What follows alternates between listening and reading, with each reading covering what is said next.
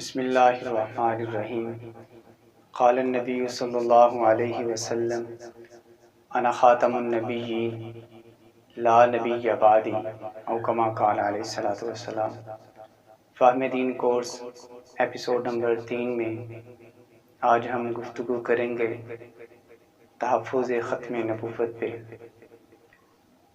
آپ صلی اللہ علیہ وسلم نے ارشاد فرمایا، انا خاتم النبیین لا نبی بعدی، میں آخری نبی ہوں، میرے بعد قیامت تک کوئی نبی نہیں آئے گا، کوئی رسول نہیں آئے گا۔ اور آپ صلی اللہ علیہ وسلم نے فرمایا کہ کوئی جو مرضی مثالیں دیتا رہے تو یہ کرتا رہے کہ میں ذلی نبی ہوں یا بروزی نبی ہوں۔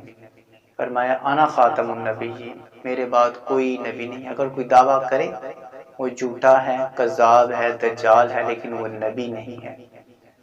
آپ صلی اللہ علیہ وسلم نے ایک مثال دی اور کہا کہ اللہ رب العزت نے ایک خوبصورت محل بنایا نبوت کا، اس کے اندر صرف ایک اینٹ کی جگہ باقی بچی ہوئی تھی، میں نے آ کے اس کو بھی مکمل کر دیا، اب کوئی گنجائش نہیں ہے وہاں پہ۔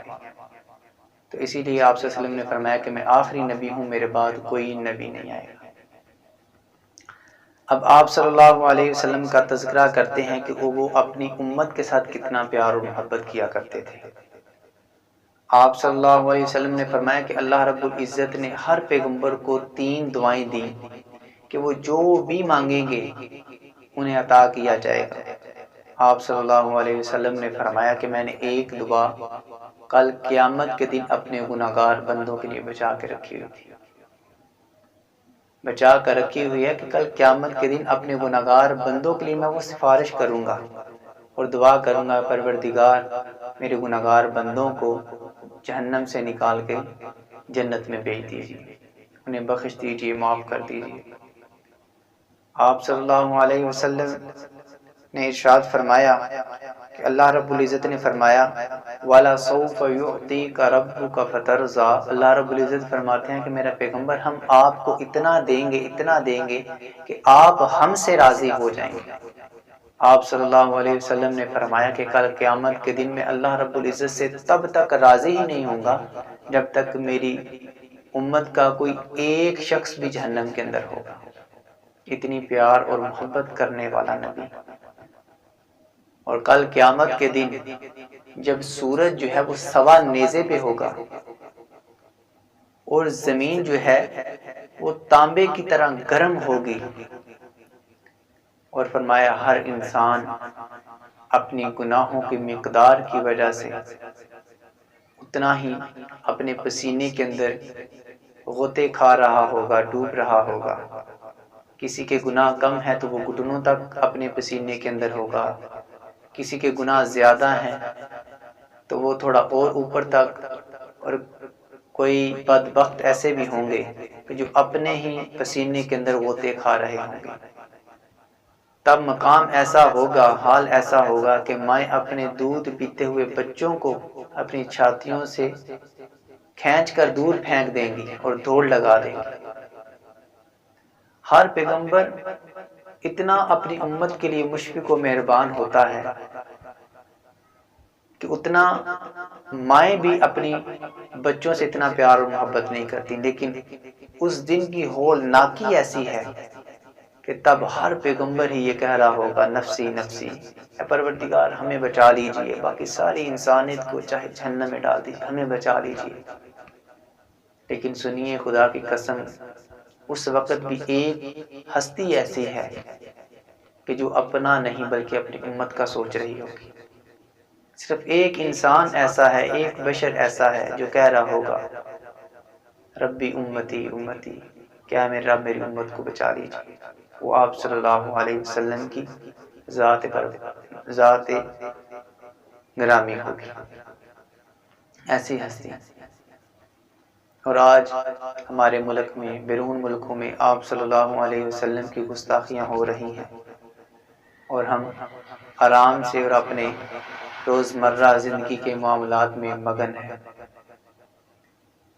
حضرت امام مالک رحمۃ اللہ علیہ سے کسی نے پوچھا، سوال کیا کہ حضرت بتائیے گا کہ اگر کوئی شخص آپ صلی اللہ علیہ وسلم کی شان میں گستاخی کرے تو ہمیں کیا کرنا چاہیے؟ ہم مسلمانوں کو کیا کرنا چاہیے؟ انہوں نے کہا کہ اس کو پھانسی لگا دینی چاہیے۔ اور دوسرا جو اس بندے نے سوال کیا، خدا کی قسم دل کی کھڑکیاں کھول کے سننے والا سوال ہے، اگر اس نے کہا، وہ کہتا ہے کہ اگر اس بندے تک ہماری پہنچ نہ ہو تو ہم کیا کریں؟ تو امام مالک نے کہا کہ ایسی قوم کو ڈوب مرنا چاہیے کہ ان کے پیغمبر کی گستاخی ہو رہی ہو اور وہ آرام سے بیٹھے ہوں اور کچھ کر بھی نہ سکتے ہوں۔ ضروری نہیں ہے یہ کہ ہم سڑکوں کے اوپر نکلیں اور جو ہے وہ حکومت کے ساتھ ٹکر لیں، نہیں، حکومت بھی ہماری ہے، یہ ملک بھی ہمارا ہے، اس کے حفاظتی ادارے بھی وہ ہمارے ہیں، وہ ہمارے لیے ہی دن رات لگے ہوئے ہیں، لیکن کوشش ایسی کرنی چاہیے، ایسا رستہ اختیار کرنا چاہیے کہ ہمارے ملک کی ساکھ کو بھی نقصان نہ پہنچے اور آپ صلی اللہ علیہ وسلم کی ناموس کی حفاظت بھی ہو جائے۔ دیکھیے تحریک لبیک والے نکلے ہوئے ہیں آپ صلی اللہ علیہ وسلم کی ناموس کی حفاظت کے لیے، اور فرانسیسیوں کو وہ باہر نکال پھینکنا چاہتے ہیں، اور یقین کیجئے جتنے ہی یہ آپ صلی اللہ علیہ وسلم کی شان اور مرتبے کو مانتے ہیں اور ان کی ناموس کے لیے لڑ رہے ہیں، یقین کیجئے کہ جو ہمارے حکمران ہیں وہ بھی مسلمان ہیں، جو ہمارے فورسز والے ہیں وہ بھی مسلمان ہیں، جو ہمارے پولیس والے ہیں وہ بھی مسلمان ہیں، وہ ہر کوئی آپ صلی اللہ علیہ وسلم کے ناموس کے لیے اپنی جان دینے کو تیار ہے۔ اب کسی جو ہے نا وہ حکومتی ادارے کے کسی ادنا سے ادنا سپاہی کو پوچھیں کہ کیا آپ صلی اللہ علیہ وسلم کی ناموس کے لیے جان دے سکتے ہیں، تو خدا کی قسم کوئی ادنا سے ادنا مسلمان بھی پیچھے نہیں ہٹے۔ تو ہمیں چاہیے کہ ہم ایسا رستہ اختیار کریں کہ جس کے لیے ہمارے ملک کی ساکھ بھی بچی رہے اور آپ صلی اللہ علیہ وسلم کی ناموس کی حفاظت بھی ہو جائے۔ تو اللہ رب العزت سے دعا ہے کہ اللہ رب العزت ہمیں اتنی طاقت اور اتنی ہمت دے، اتنا حوصلہ دے کہ ہم اپنے نبی کی مکمل طریقے کے ساتھ ان کی ناموس کی حفاظت کر سکیں۔ انشاءاللہ ایک نئے ایپیسوڈ کے ساتھ پھر آپ سے ملاقات ہوگی، تب تک کے لیے اجازت دیجیے۔ اللہ حافظ، السلام علیکم۔